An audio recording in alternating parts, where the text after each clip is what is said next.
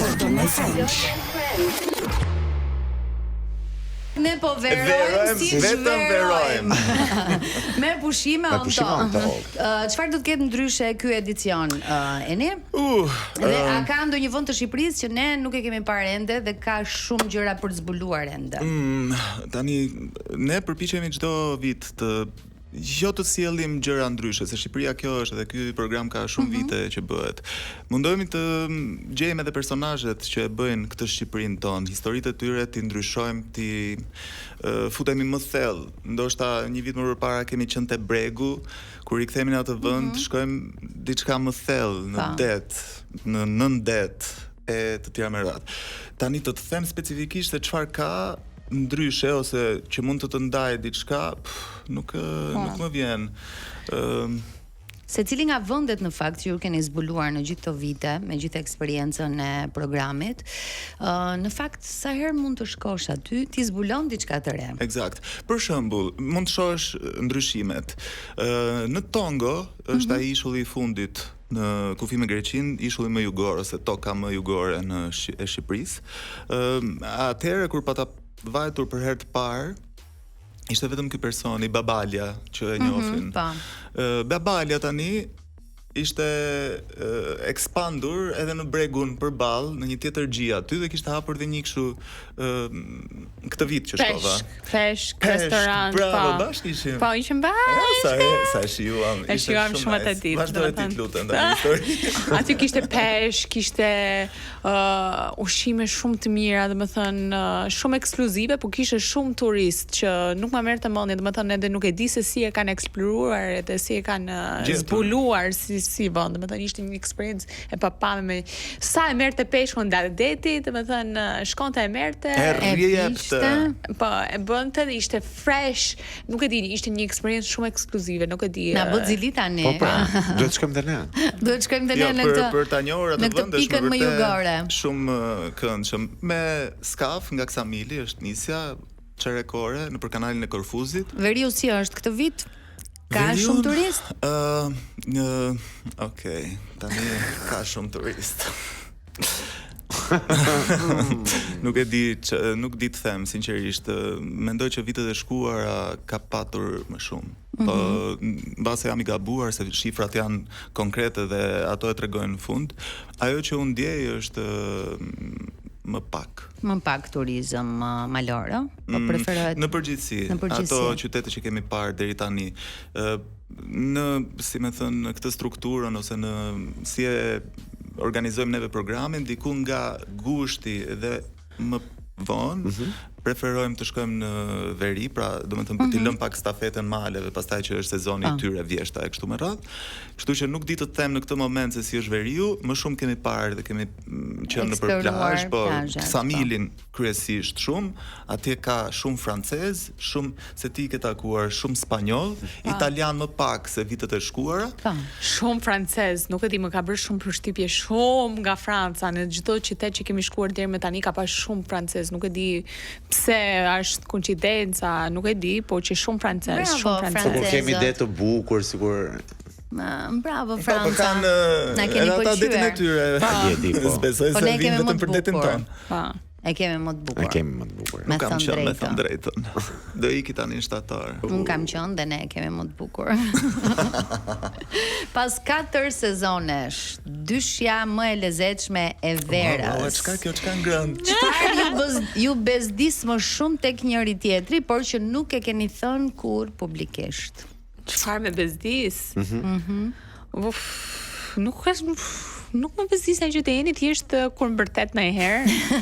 E ka këtë të momentit, edhe e harron, kurse unë jam më hatërgjie, kupton, unë maj natë, e zgjasi natë, kurse jeni ka kështu të momentit edhe pastaj e harron, këtë të mirë ka. Harron që ka bërtitur. E harron direkt, nuk është ose me njerëz të tjerë, domethënë këtë e ka. E kam këtë, sa ta nxjerr për momentin, pastaj e kaloj si situatë, sepse gjej një gjë tjetër për të bërtitur. Ty çfarë bezdis tek Lei?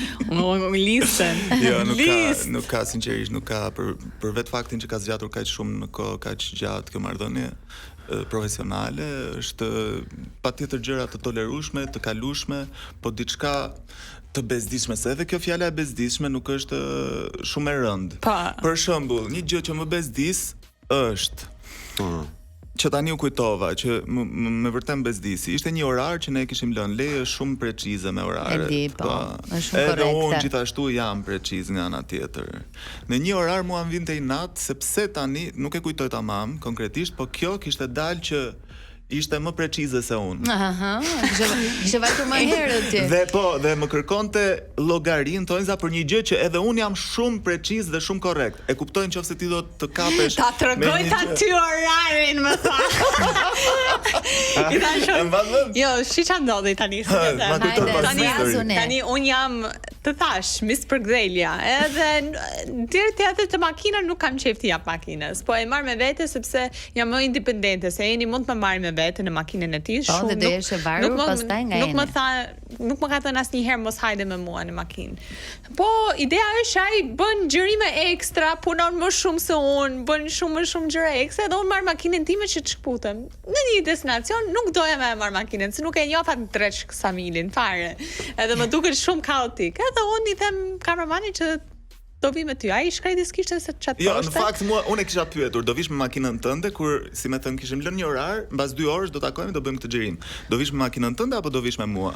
Do vi me makinën time, më kishte thënë. Kur erdhi xhirimi, kishte hyrë te makina ime, se tani më kujtove, dhe I thash, "Lej, ti kisha ardhur, ti do vije me makinën tënde." I thashun, hajde tani, nuk do rri vetëm unë aty, orari është orar. Mos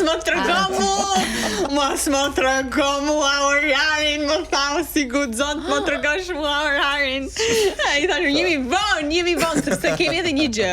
Gjëja më të tmerrshme në pushime on top, që nuk duket në ekran, kurse si janë kokat. Kokat janë shumë të bezishme se ti do të marrësh një orar të caktuar që është perëndimi, por ndërkohë do t'i marrësh duhet ndriçimi mirë. Do t'i marrësh në kohë, janë shumë koka, ti do të prezantosh gjithë javën brenda një dite dhe është pak si stresues. Edhe ishim fiks para kokave. I thanë, "Kemi orar, sepse kemi kokat." Orarin e kokave. Orarin e kokave. Mos më trego mua oraret më tha mua, kështu që më oraret jam të merr. Kurse me të ftuarit tani merret Niko, sa unë nuk flas, jam shumë e mirë për t'ju ngacmuar, për të ftuar. Po, jepi Niko. Tani më thuaj pak tili, më mora kështu, u rregullova. Kloj po thot pas reklamave, Niko. Kështu që merre me vrull më të madh, domethënë. Dhe Lein e kemi gati pas publicitetit, po dhe Enin gjithashtu, po Eni është pak më I urtë kur vjen fjala tek të ftuarit, apo jo?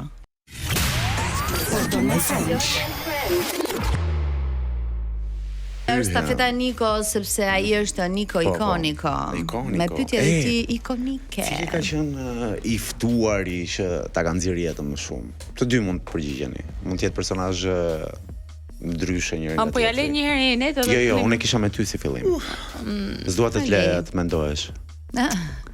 Dgjoj, nuk është se më kanë më lodhin më shumë njerëzit që më refuzojnë, nuk e parasysh që do t'i pres përgjigjet e kështu. Ja, për shembull,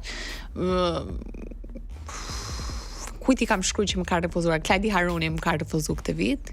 Bes Kallaku më ka refuzuar këtë vit. Por duhet të theksoj që më kanë refuzuar në një mënyrë shumë elegante. Edhe përgjigjet kanë qenë shumë të sjellshëm. Domethënë që do doja, por nuk po dal në media edhe e kam të pamundur, kështu që sinqerisht I vlerësoj njerëzit që të paktën kthejnë përgjigje. I vlerësoj shumë, domethënë është shumë qetësuese sepse është një shumë e keqe kur një person as nuk bën përgjigje, kështu që nuk është se më ka pas një të për shembull këtë javë isha me Gerta Gixharin, edhe Gerta I shumë e mirë në intervistë, shumë e mirë. Thjesht vënoj me orar, dhe unë me oraret ju e di si. E dim, Leila po që doli shumë bukur sepse kishim një festë më mbrapa dhe u rregullu puna, domethënë të paktën u rregullua. Që kanë acaruar me njëra tjetrën. Më nxin jetën njerëzit që nuk thejnë përgjigje. Është realisht shumë e bezdishme. Okej, Ene, ti ke ndonjë kështu? Nuk, edhe unë jam shumë dakord me parafolsen. Për Gerta. Jo, Gerta. Jo, përgjigjet që janë sin domethënë. Po, nuk ose pjesa paraprake është shumë e bezdisshme. Pastaj një herë që je aty përpara kamerave dhe shtrydhesh shumë. Si ti do të organizohesh me Blerinën, si Blerina i bën pyetje, të organizosh lokacionin, të organizosh orarin, domethënë, unë mund të themi njeriu që ka qenë më korrekt dhe më easy për mua, shumë easy ka qenë MC Kresha. Ka qenë shumë easy, domethënë. Mu përgjigj në kohë, erdhi fiks në orar, kishte një koncert, erdhi më herët për ta bërë intervistën. Shumë modest. Ata them edhe unë një kështu. I shkruajta Selinës në Instagram me idenë që nuk do të kthente përgjigje. Mbas 2-3 ditësh më shkruan dhe vazhdoi biseda dhe kemi lënë një takim, një intervistë, domethënë. Do dali domethënë. Po.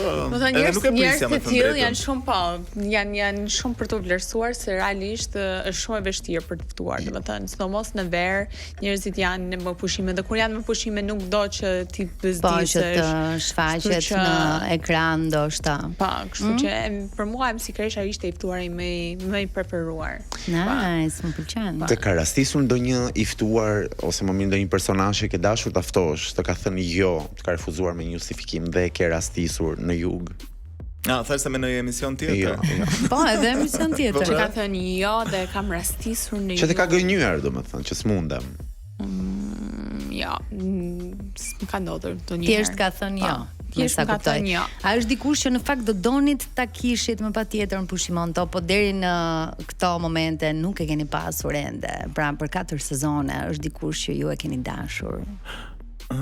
Gjithmonë. Flori më majesin. Ata e duam të gjithë zemra. Ai nuk është se del. Po, ti e ke pasur, po unë kam dashur gjithmonë Florin e duam të gjithë. Jo Florin. Unë mendoj se ju i keni pasur thuajse të gjithë. Unë për shembull kam uroj këtë vit ta Elvana Gjante dua. Domethënë Elvana Gjate do ishte spektakolare. Unë jam shumë fan e Elvana Gjatës, jam Elvanatore. Jam Elvanatore. Do doja shumë që Elvanin ta kishe në emision. Tieni? Ne edhe vjet, po edhe si vjet programojmë një 3 ditësh si vjet e Katy Perry në Sa do ta thoja. Po vjet për shembull ishte Dua Lipa atje, vetëm me Dukagjinin patëm mundësi të bënim një intervistë. Uroj që këtë vit jetë dua që do ketë një komunikim, një bisedë aty. Ti thot një dy lafe. Edhe Katy Perryt, pse jo? Se mirë na vjen, ta kemi në Top Channel. Edhe Katy Perryt, pse jo? Domethënë ky sezon do të na bëj të shijojmë një verë edhe nëse jemi në koltukun e shtëpisë, një verë super të bukur. Të bukur, të freskët, me energji pozitive, me intervista të bukura, me vende porallore të Shqipërisë, se ka njerëz që ndoshta nuk i kanë parë të gjitha.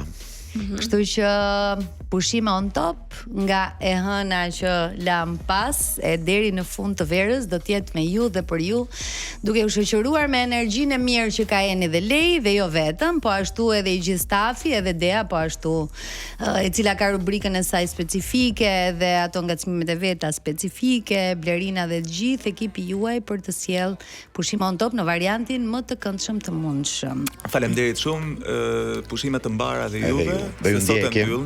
Po, kjo është punta e fundit, më vjen mirë që e mbyllëm me energji kaq pozitive. Po prit se keni edhe një orë tjetër me çunat e Sundance. Sepse pas publicitetit dhe pas edicionit do flasim për Sundance Festival pas pak. Do flasim me do kërcen.